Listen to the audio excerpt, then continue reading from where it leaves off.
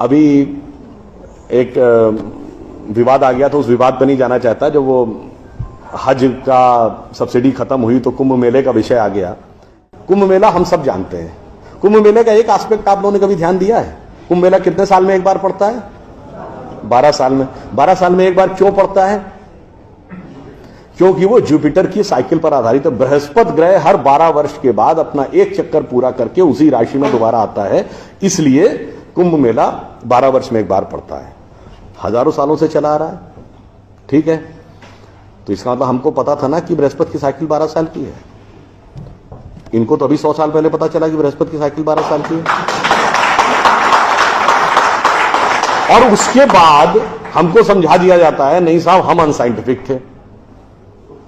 अब आप एक और बड़ी मजेदार बात देख लीजिए। सूर्य ग्रहण और चंद्र ग्रहण पड़ता है तो उसका डेट और टाइम कौन तय करता है? सरकार घोषणा करती है ना, टीवी पे आता है, रेडियो पे आता है, अखबार में आता है। किस बेस पे आता है? नासा की फिजिकल ऑब्जर्वेटरी बताती है कि फलां तारीख को इतने बज के इतने मिनट पे सूर्य ग्रहण या चंद्र ग्रहण पड़ेगा, सोलर इक्लिप्स और ल्यूनर इक्लिप्स। मगर ये बताइए 1950 से पहले तो नासा की ऑब्जर्वेटरी नहीं थी। 1920 में जब अल्बर्ट आइंस्टीन ने रिलेटिविटी की थ्योरी दी, उससे पहले रिलेटिव मोशंस ऑफ प्लैनेट नहीं पता था। सॉरी, 1916 में। 1920 में एडविन हबल एक साइंटिस्ट हुए जिन्होंने एक्सपेंडिंग यूनिवर्स की थ्योरी दी, उससे पहले एक्सपेंशन ऑफ यूनिवर्स नहीं पता था। 1900 में मैक्स प्लैंक साइंटिस्ट हुए जिन्होंने लाइट की क्वांटम की थ्योरी दी, फोटॉन्स वाली, उससे पहले प्रोपोगेशन ऑफ लाइट ही नहीं पता था। 1897 में जे टॉमसन ने इलेक्ट्रॉन खोजा, उससे पहले आप मानते थे एटम अनडिविजिबल है। और 1633 में आप ये कहते थे, गैलीलियो को फांसी दे रहे थे इस बात के लिए कि उसने कहा सन रिवॉल्व्स राउंड द अर्थ गलत है। तो भैया आप 380 साल चल के जहां पहुंचे हैं, हमारा पंचांग तो युधिष्ठिर के जमाने से एज इट इज चला आ रहा है 5100 साल। मतलब ये लॉजिक नहीं है, ये तो साइंटिफिक प्रूफ। फिर भी हमें समझाया जाता है कि साहब जो हमने सोचा उस सब हम अनसाइंटिफिक थे, हम गलत थे। बड़ी मजेदार बात है। इन ए स्पैन ऑफ लिविंग जनरेशन 50 साल में देखिए ये जो अर्बन नक्सल्स थे उन्होंने हमारे दिमागों में क्या क्या भरा और फैक्ट क्या था। 50 साल पहले जिस जिस चीज का मजाक उड़ाया गया वो चीज आज ठीक उसके उलट हो गई। 50 साल पहले कहते थे अरे यार ये अगर खेती करनी है तो mechanize farming, chemical fertilizer use करो। गाय के गोबर से कोई खेती होती है? आदमी चांद पे पहुंच गया, तुम गाय के गोबर पे पड़े हो। आज नहीं, ऑर्गेनिक फार्मिंग। 50 साल पहले क्या कहते थे?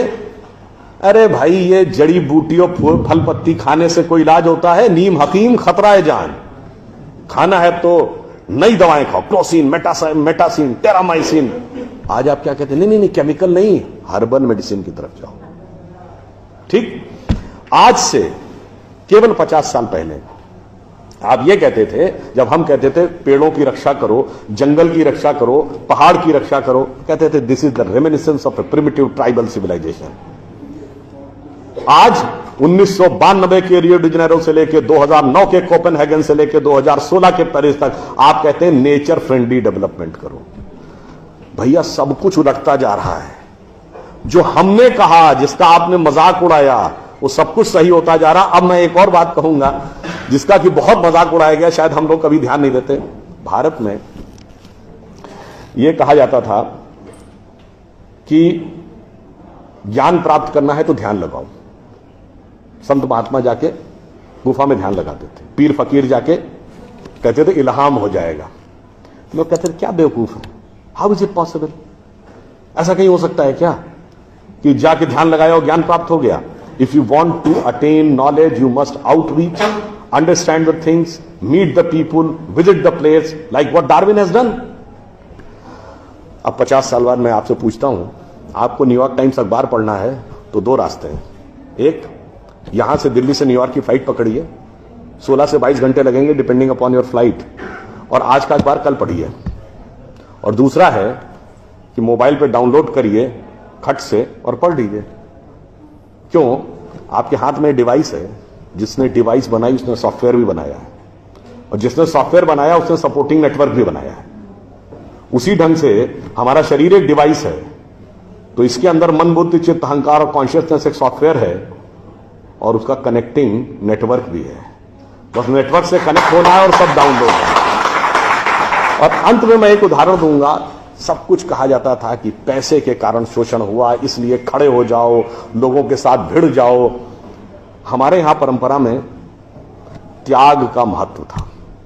हम आपसे पूछें, दो राजा बताइए जो सबसे बड़े महान माने गए भारतीय संस्कृति में, राजा राम और राजा हरिश्चंद्र। दोनों इसलिए कि त्याग किया, इसलिए नहीं कि बड़ा बड़ा इलाका अलेक्जेंडर द ग्रेट की तरह कब्जा कर लिया।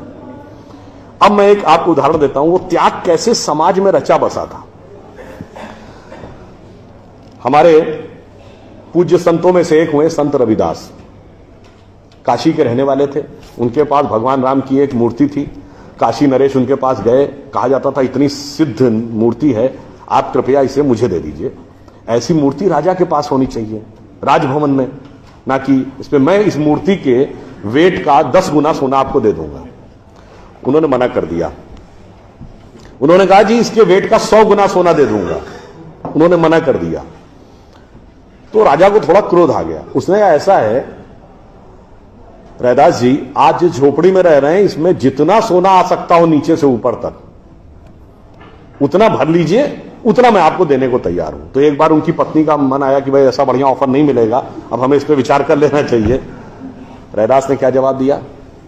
एक मोरो राम नाम धन, एक मोरी आशा, ऊ धन आई है ई चले गई है, ना चाहे भगत रैदासा। मना कर दिया। रैदास जी क्या थे? वो जूते बनाते थे, आज की परिभाषा के अनुसार दलित थे। अब आप आइए, संत कबीर जुलाहा थे, आज की परिभाषा के अनुसार ओबीसी। जब उनके बेटे ने भगवान के भजन के बजाय पैसा कमाना शुरू किया तो कबीर ने क्या कहा? उनके बेटे का नाम था कमाल। उन्होंने कहा बूढ़ा वंश कबीर का, उपजा पूत कमाल, और हरि का भजना छोड़ के घर ले आया माल। यानी उन्होंने उसको डिस्कार्ड किया। आप त्याग में रह के दिखाएंगे। अब आप आइए, मीराबाई राज परिवार की थी आज के हिसाब से, फॉरवर्ड। और उन्होंने क्या कहा? पायो जी मैंने राम रतन धन पायो, और जन्म जन्म की पूंजी पाई बाकी सबे लुटायो। उन्होंने भी पैसे की तरफ नहीं गया। और अंत में ये सब एक ही कंटेम्परेरी है, तुलसीदास जिन्होंने रामचरितमानस लिखी, वो ब्राह्मण थे, फॉरवर्ड आज के जमाने के हिसाब से। कहा जाता अकबर उनके पास गए। अकबर ने कहा कि आप हमारे दरबार में आकर स्थान ग्रहण करिए, हम आपको 60,000 की मनसबदारी देंगे। उस जमाने में मनसबदारी एक रैंक होती थी। तो जैसे 40,000 की मनसबदारी वॉज मैक्सिमम, 60,000 का मतलब हुआ कि राजा के बाद सबसे बड़ा स्टेटस आपका होगा। तो तुलसी ने क्या जवाब दिया? हम तो सेवक राम के, हियो धरो दरबार। हमारे तो हृदय में भगवान राम का दरबार धरा हुआ है। तुलसी का अब होएंगे नर के मनसबदार। ये मैंने क्यों बताया?